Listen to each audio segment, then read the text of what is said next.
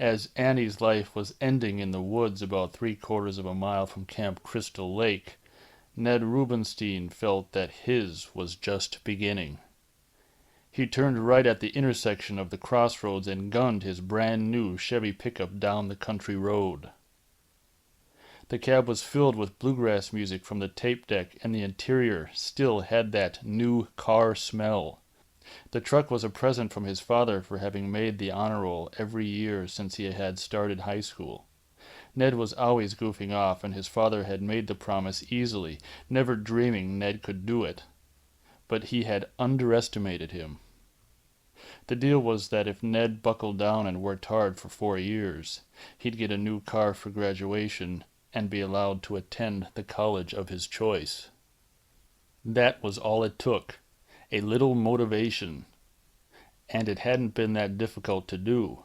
His reward had been a brand new red Chevy pickup with a white camper top and a killer sound system. And, in the fall, he'd be heading out to California to start school at UCLA. He couldn't wait. He was already dreaming of the beach at Malibu, thinking about the girls he'd meet and the connections he would make in UCLA's film program. He'd already had a half-dozen t-shirts made, all different colors, all bearing the legend, "Why grow up when you can make movies?" Add a couple pairs of jeans and some new Reeboks, and there was his college wardrobe. Now all he had to do was kick back for a few lazy weeks in the woods, take some little kids on nature hikes and teach them swimming and archery, and then mellow out around the campfire after they had gone to bed, drink a few beers and smoke a joint or two while he dreamed California dreams. Everything was great. All it would take to make it a perfect summer would be meeting some foxy girl up at the camp. Jack, on the other hand, wasn't taking any chances. He had brought his own. He and Marcy were sitting in the back of the big cab, making out. They had been inseparable all through their senior year, and had signed up as counselors together so they could spend the summer with each other before going off to different schools. Outwardly, they both talked about keeping their relationship going, but realistically, they both realized the odds of remaining a couple were slim once they'd started college in different states and started meeting different people. Consequently, there was a last-minute urgency about them. They were like a bomb getting ready to go off. Ned glanced up in the rearview mirror. "Hey, Marcy?" She broke off their kiss long enough to acknowledge his presence. "What?" Ned grinned. "You think there'll be other gorgeous women at Camp Crystal Lake besides yourself?" Marcy laughed. "Is sex all you ever think about, Ned?" "Hey, no, absolutely not." "Ha!" Jack made a face. "Sometimes I just think about kissing women," Ned said. He couldn't resist rubbing it in a little. He knew that Jack and Marcy hadn't made it yet. Jack had confessed as much to him one night over a few beers. It drove him crazy. Marcy apparently kissed like a nuclear reactor melting down, but always drew the line at having sex. Jack claimed it was one of the things he really liked about her. Ned remembered being brought up short by that particular moment. "Now wait a minute," he had said. "Let me get this straight. It's driving you crazy she won't sleep with you? And at the same time, you say the fact that she won't have sex with you is one of the things you like about her?" Jack had taken a long swig of beer and grinned. "Yeah, I guess it does sound sort of weird, doesn't it? But think about it. If a guy wants to get laid, there are a lot of girls around who wouldn't mind at all. But I don't want to pressure Marcy. If you love somebody, you don't pressure them. Love is about trust, not lust." "Yeah, but it sounds to me as if you're suffering from a bad case of both," Ned said. "Love and lust." "Look, I love Marcy, all right," said Jack. "And if you love somebody, I mean if you really love them, and you're not just bullshitting yourself, you don't try to jump their bones just because you're horny. If that's the bottom line, then you're not making love, man. You're just using someone else to get your rocks off." If you're that cheap and sleazy, you might as well whack off. At least you don't have to buy your right-hand dinner. If you're doing that to someone else, you're lying to them, man. And chances are, if it's that easy, they're probably doing it to you. That's not being in love. That's just being selfish. God damn, Jack, Ned said, grinning. You're a romantic. So? You think that's funny? What the hell is wrong with being romantic? Maybe if more people were romantic, they'd stay together longer. Well, that's what you say, said Ned. But is it what you really believe? This is going to be your last summer together, man. It's got to be now or never. I know, said Jack, staring miserably into his beer. I know. You don't have to tell me. They pulled off onto the dirt road, marked with a new sign that read, Camp Crystal Lake. Ned slowed down and followed the winding dirt road through the trees until they came to a larger sign saying, Welcome to Camp Crystal Lake, established 1935. A lean, shirtless man with eyeglasses and a mustache was swinging an axe, leaning into it as he chopped at the roots of a large tree stump. Ned pulled over and parked. Hey, you want to give me a hand over here? The man yelled as they got out of the truck. Sure, said Jack. The shirtless man turned and called toward one of the cabins. Alice! A pretty young blonde woman came out, carrying a broom. I want to get this tree stump out, the man said to them. Get on this side, you pull on that side, and I'll pry. On 3, okay? Alice! Coming, shouted the blonde, hurrying over to them. He counted off, and they all put their backs into it. The stump resisted for a moment. Then it went over, and both Jack and Ned stumbled back slightly as it gave way. That's great, said the shirtless man, taking off his work gloves. He offered Jack his hand. I'm Steve Christie. Jack Kendall. This is Marcy Gilchrist. Hi there. Ned Rubinstein. Welcome to Camp Crystal Lake, said Steve. This is Alice. Hi, the blonde woman said, smiling at them. Steve Kevin B's all ready. Oh, good, said Steve. Where's Bill? Has he finished cleaning out the boathouse yet? I don't know, said Alice. I haven't seen him in the past half hour. Oh, said Steve. I wanted him to start painting right away. Ned glanced at Jack and Marcy. What the hell was the rush? Well, what about Brenda? Steve said. You told her to go set up the archery range, said Alice. No, said Steve. I'd rather she paint. He turned to face the others. Well, come on, let's go. He clapped his hands together and rushed off somewhere like a man trying to get 10 things done at once. Ned looked at Alice with bewilderment. I thought we had 2 weeks, he said. Alice laughed. Come on, I'll show you where you can stow your gear and get changed. They barely had time to put on shorts and sneakers when Steve Christie came back, detailing jobs like a drill sergeant in a boot camp. He seemed hyper and nervous, anxious to get everything done right away.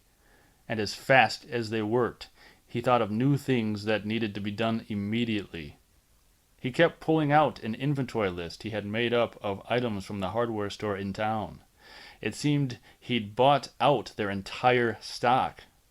Ned began to feel that by the time the kids arrived, they'd all be utterly exhausted.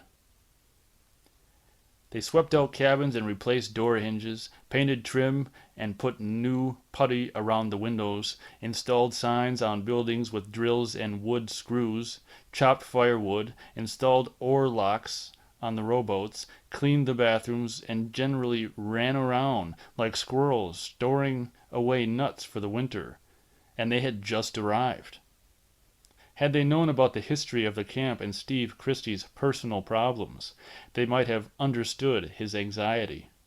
As it was, they were having reservations about the laid-back summer they'd been hoping for.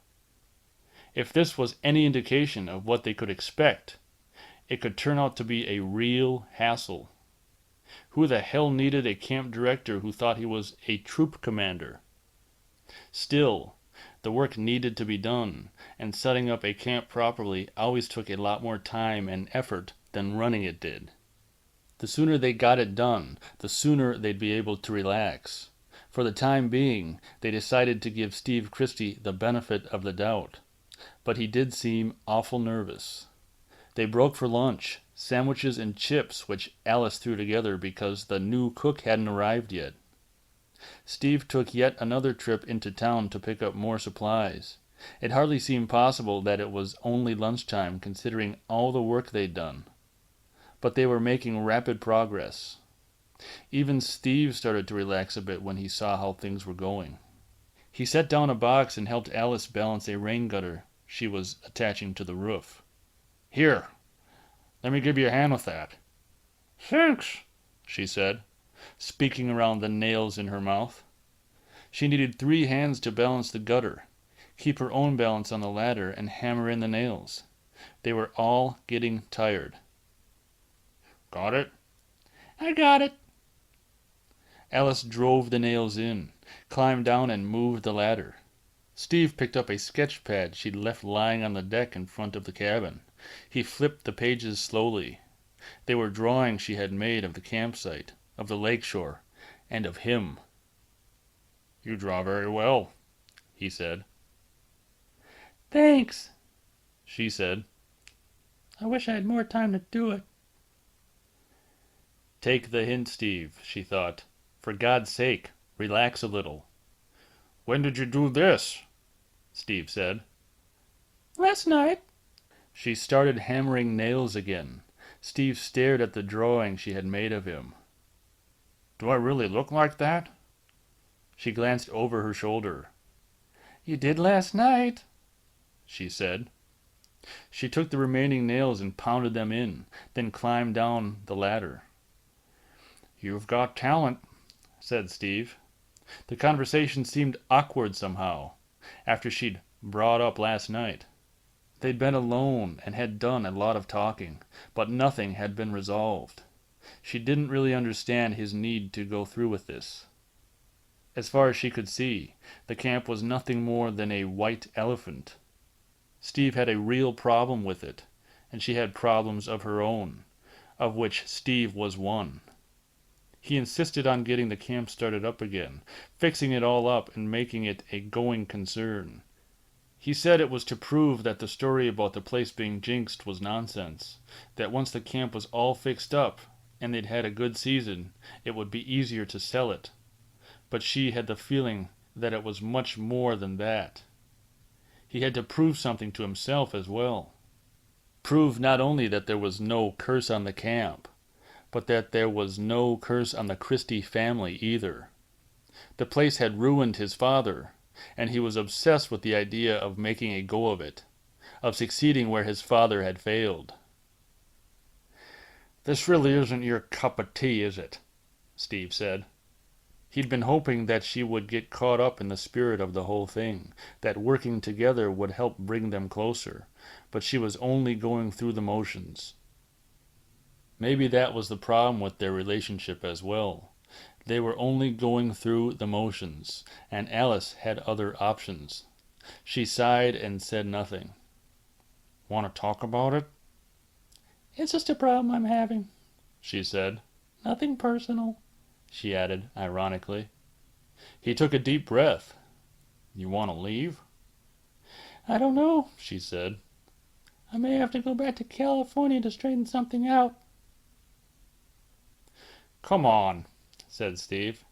"Give me another chance. Stay a week. Help get the place ready. By Friday, if you're still not happy, I'll put you on the bus myself."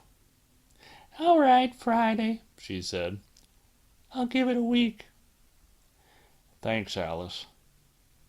He started to turn away, then stopped, looked over his shoulder, and said, "Oh, do me a favor?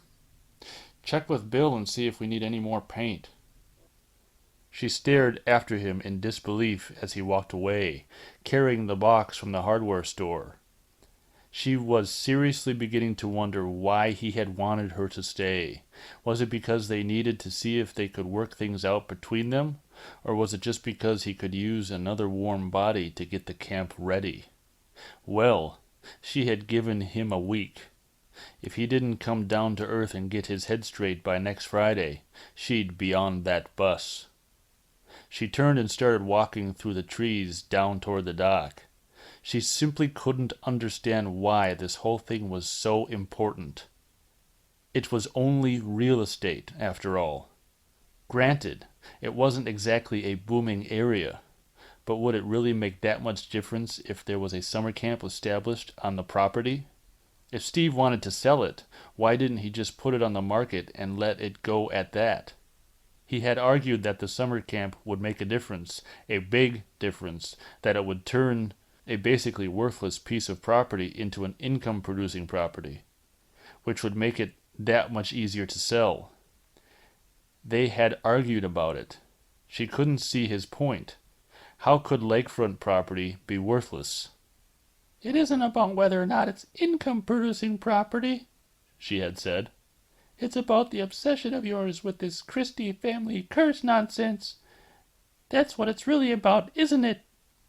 Don't be ridiculous, said Steve.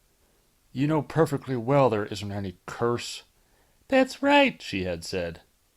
I know it perfectly well, and you know it perfectly well, so why isn't that enough? Why do you have to prove it to the people in this town? Who cares what they think? It isn't that, Steve had said. You don't really understand. So explain it to me then, she demanded. I mean, what is it? You want to stay in Crystal Lake for the rest of your life and run a summer camp 2 months out of the year? For heaven's sake, Steve, write it off. Put it up for sale with an agent, cut your losses, and let's go do something with our lives. But it wasn't all that simple. Steve had unfinished business and he wanted her to wait and help him finish it. Meanwhile, she had unfinished business of her own back in L.A., and she wasn't all that certain she wanted to finish it. Maybe it was her business here, with Steve, she could be finishing. In any case, she had a week in which to make up her mind. Why did relationships have to be so goddamned complicated? Bill? She called to the young man working by the dock. Steve wants to know if we need more paint. The paint's all right, Bill said. I think we're going to need some more thinner, though. Okay, I'll tell him. She turned to go. Alice? Yeah? Did the others show up? Yeah, she said. Everybody except that girl who was supposed to handle the kitchen. Annie. Bill wiped his forehead with the back of his hand. You think we're going to last all summer? He said, grinning. I don't know if I'm going to last a week, she sighed. Bill laughed, but she didn't. She wasn't joking.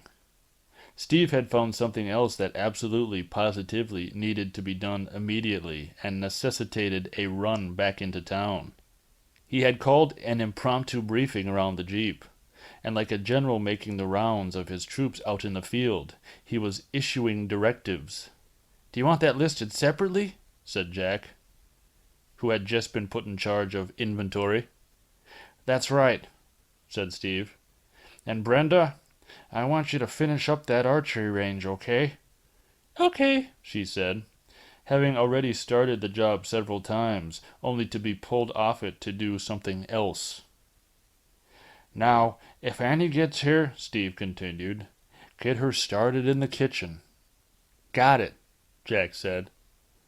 Do your best, all right, said Steve, sounding somewhat less than confident. He looked at the sky. I'll be back sometime this evening. It's supposed to rain like hell, so get as much done as possible. I don't want to get too far behind.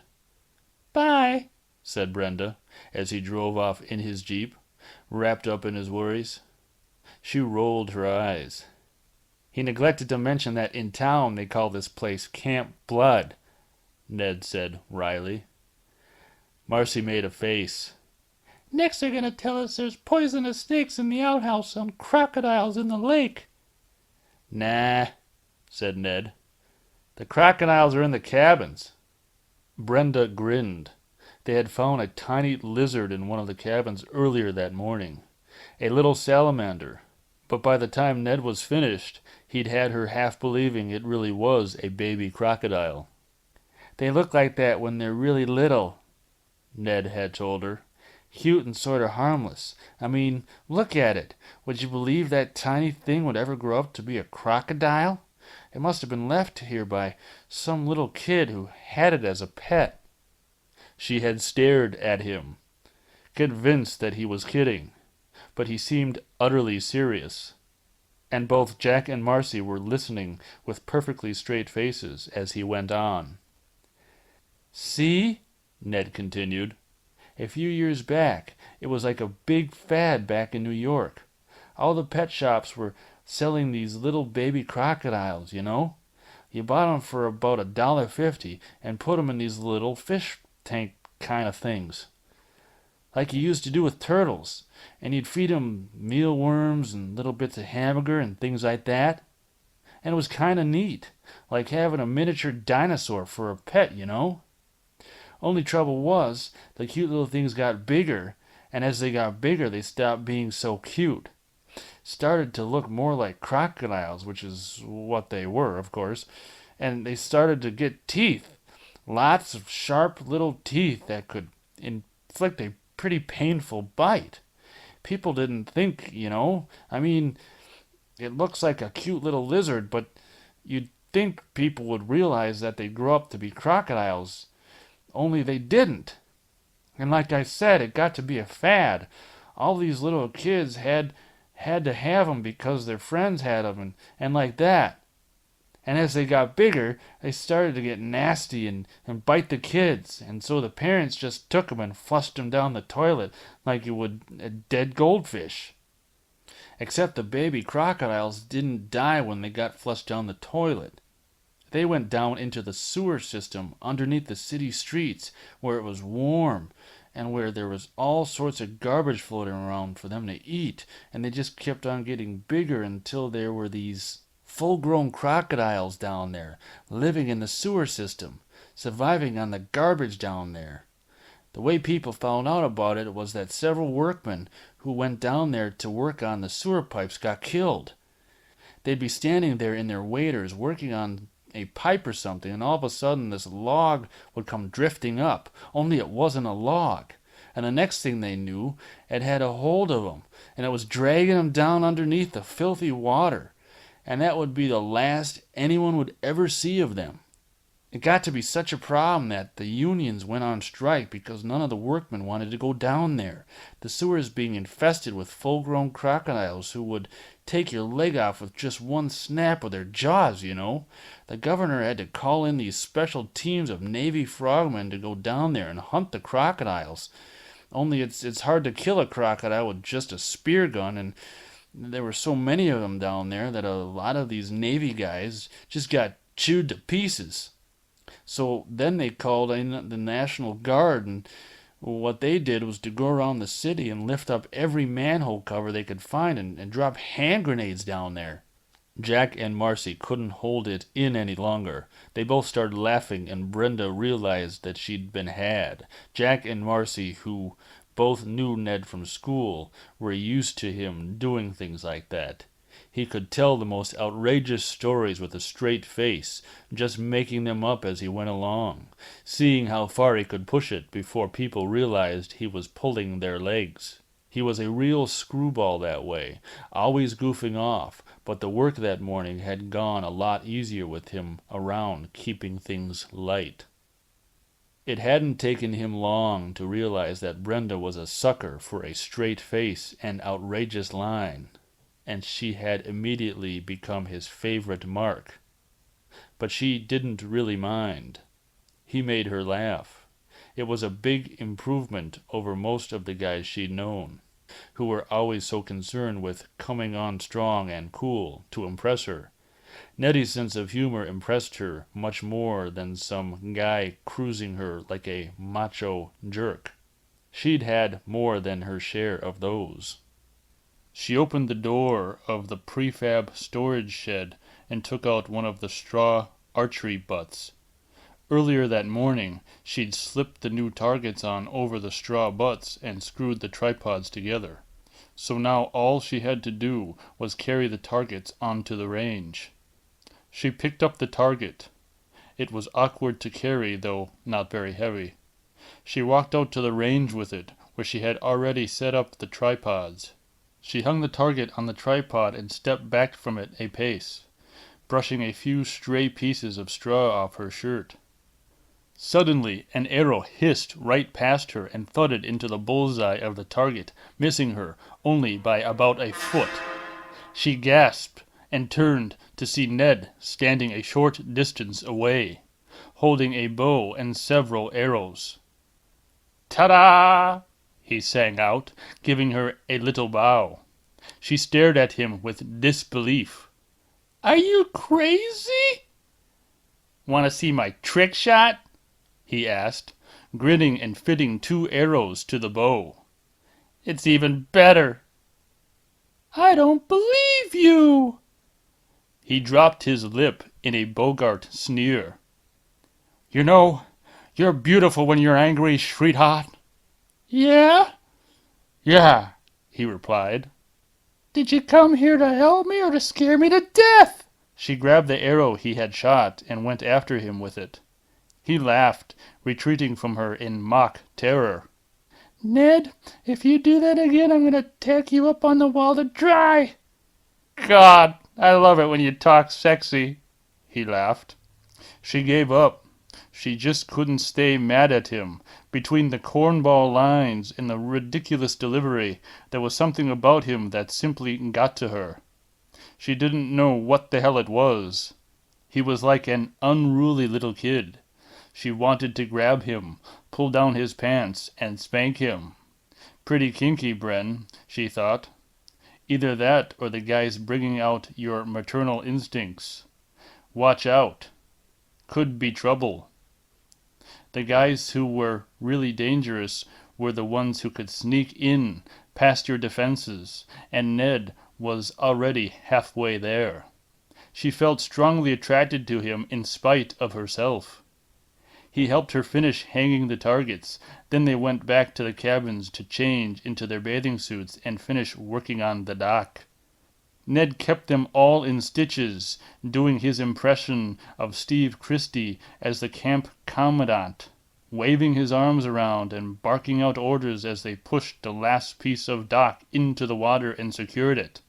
"All right, move it out there. A little to the right. A little to the left. Move it out. Move it out. Okay, a little to the left. Now a little. No, you're okay. No, a little to the right. Okay, now a little to the left." Marcy gave him a push and he went into the lake with a scream. Alice jumped in as well, followed by Brenda. And by unspoken communal consent, all work ceased as of that moment. Whether Steve liked it or not, they were going to take a break. All of them had been working non-stop since they arrived, and they deserved some time to themselves. The sun was high, and the water was cool, and Steve Christie was in town, probably cleaning out the hardware store again and thinking of more things for them to do. They had accomplished a lot in one day, and the rest could wait.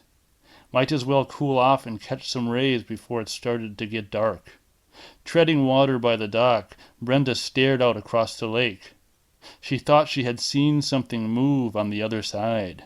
She grabbed hold of the dock and squinted hard at a stand of trees on the opposite shore. "What's the matter?" Marcy asked. She was lying on the dock, and now she stared in the same direction. "Do you see something?" "No," said Brenda, turning away with a shrug. "No, nothing." She glanced back over her shoulder, frowning.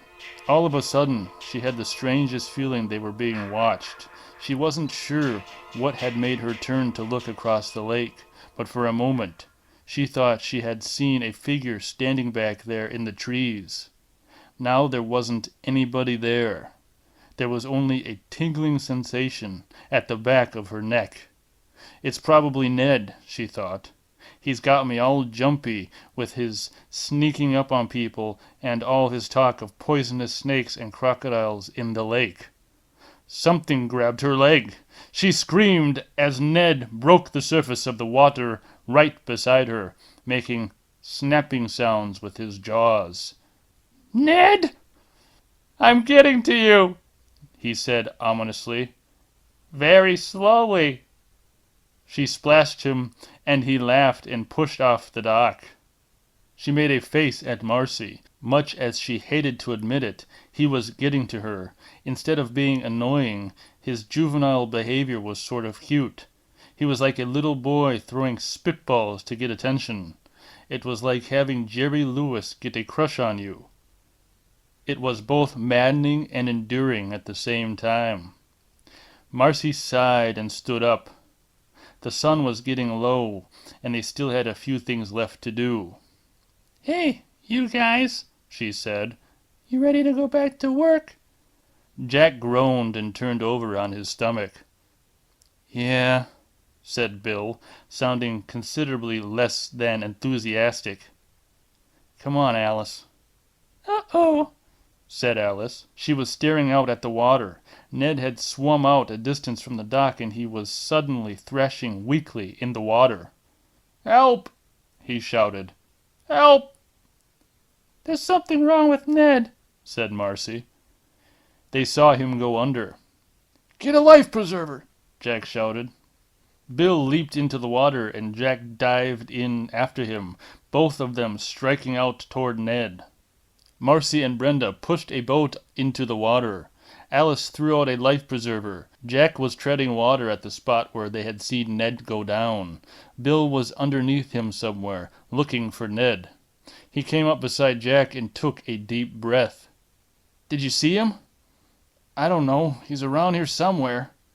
"I'm going to help dive for him," said Alice.